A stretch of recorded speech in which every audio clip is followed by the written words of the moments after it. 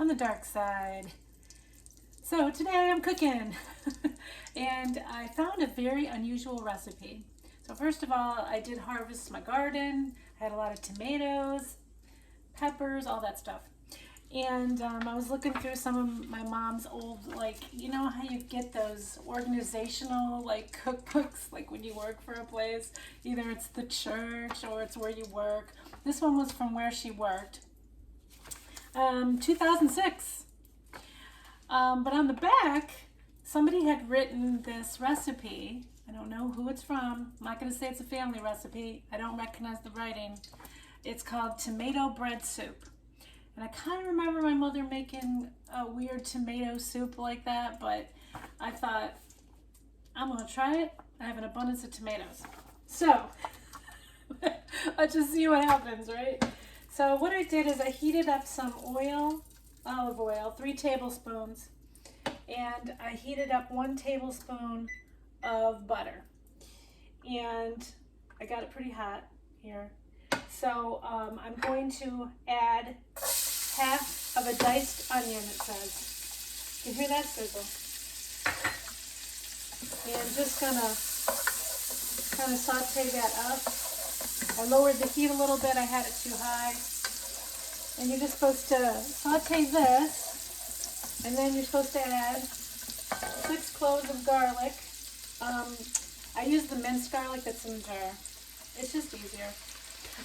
But it's 6 teaspoons, otherwise known as 2 tablespoons.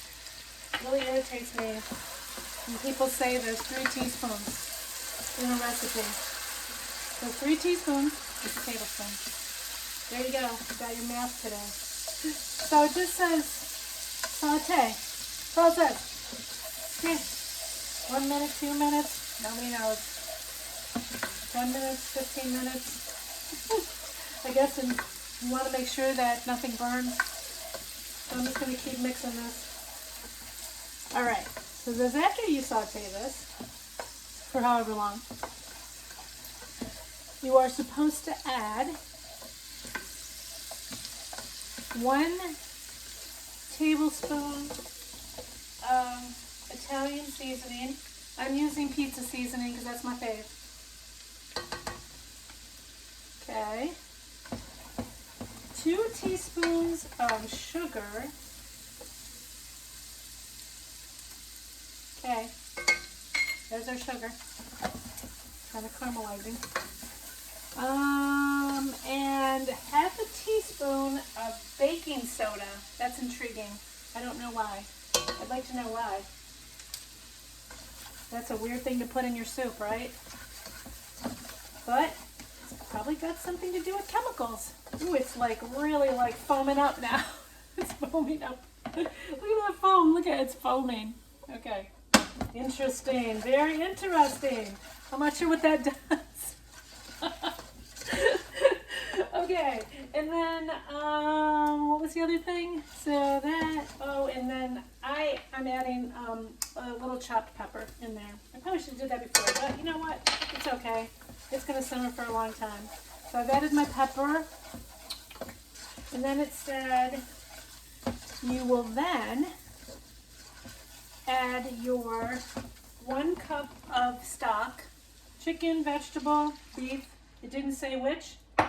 I'm using vegetable. So there we go. Now that's in there.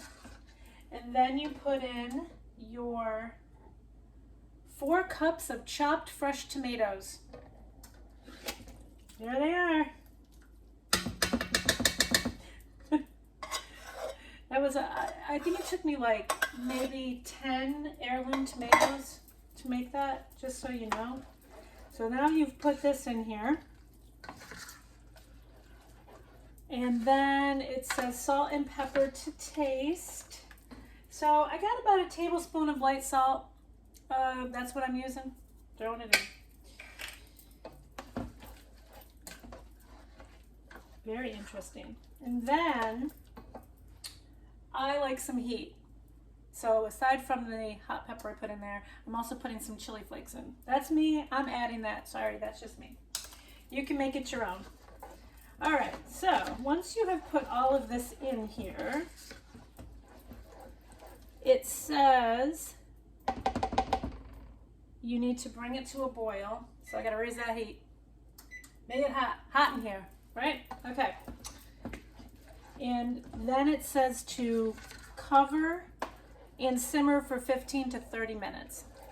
All right, well, I will see you guys on the flip side of that. All right, everyone, I'm back. So we had this simmering covered for about 30 minutes. And so it's turned into this kind of thin, tomatoey soup, which is what we're going for. But, you know, it definitely simmered right down. I mean, you saw me put those fresh tomatoes in, and it is right down to the soup now.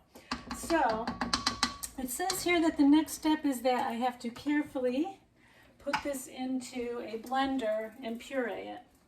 So I am going to do that next. This is, just so you know, this is like a small batch of soup. It only makes maybe 4 to 6 cups.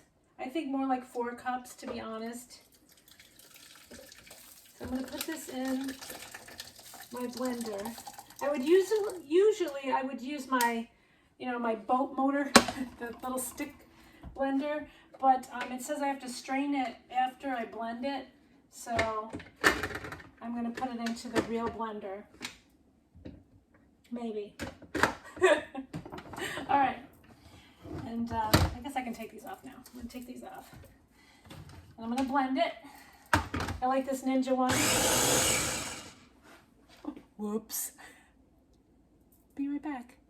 So, when you're mixing something in the blender, make sure that you have your little flap down or it goes everywhere. All right, so technical difficulty. I might have lost about a couple tablespoons there. It also does not tell me how long to puree it for, so we're guessing. Now I'm going to quickly strain it. It says to strain it, so I'm straining it. Whoops. Also, make sure you take the blade out when you're straining things. Oh my goodness.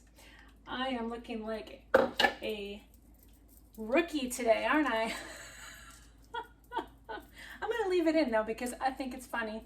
All right, so I'm just going to get this through the sieve. And what this is doing is hopefully getting rid of any seeds or any skins.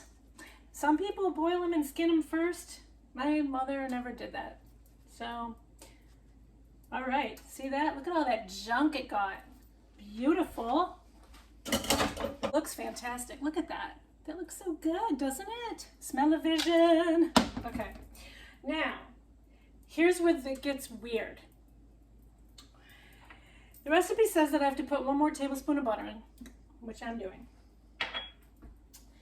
And then, once this butter has melted, which shouldn't take long, and I have this on low heat, by the way, it says that you're supposed to put 3 slices of cubed bread in here. Now, it said it can be stale. It can be fresh, it can be stale. It can be whatever you want it to be.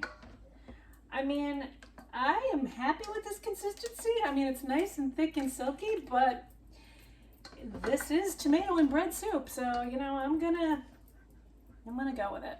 Okay, so I got 3 slices of, it was kind of like semi-stale bread, really. It was like it was ready to go. So they said to cube it up into like little 1-inch cubes, so that's what I did. And it says you put it in here.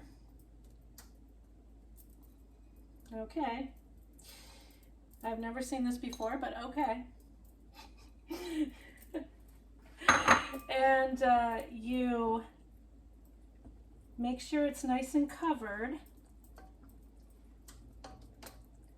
And then it says that you lower the heat down. Just get it to that low simmer. And then you cover it and you let it simmer for 15 more minutes. Okay, let's do it. Okay. The tomato bread soup has simmered with its bread in it.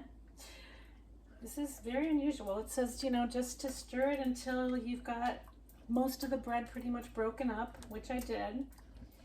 It's almost like this is like a poor man's soup. Like the bread gives it a little bit of body, like what macaroni would.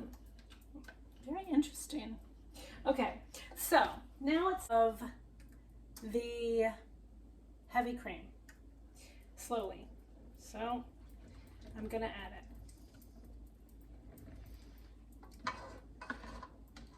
So I guess it's a cream of tomato soup, kind of. I'm using, to keep it vegan, because I used a vegetable broth, I am using a plant cream, which I find is just as good. So I'm okay with that. All right, so you mix it up really good. You've got your cream of tomato soup now. Tomato and bread soup. I don't want to forget that this is actually called tomato and bread soup. And here, I just want you to see, this is the recipe. It was on the back of this. Okay. All right, here goes nothing. Let's get a little bowl. Wait, I want to get a bowl that you can see. So hold on 1 second. I'll come back. Practice, right? Okay, not prepared. All right, here's my bowl. All right, here's our soup. It's very thick and silky. I mean, I like the texture of the soup. Just not sure about this, about the bread part. All right, so there it is. That's what it looks like, that nice pretty orange color. And it says you can sprinkle some Parmesan cheese on top. Okay, there we go. Look at that, smell-o-vision. Okay. All right. You saw me make it. Let's see what it tastes like.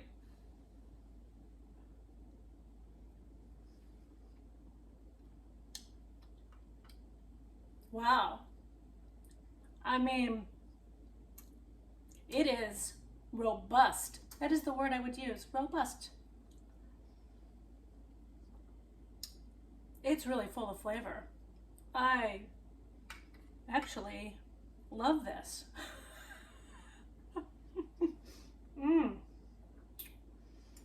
I think like the bread is supposed to be like the place of the oyster crackers. You know how people put oyster crackers in their soup?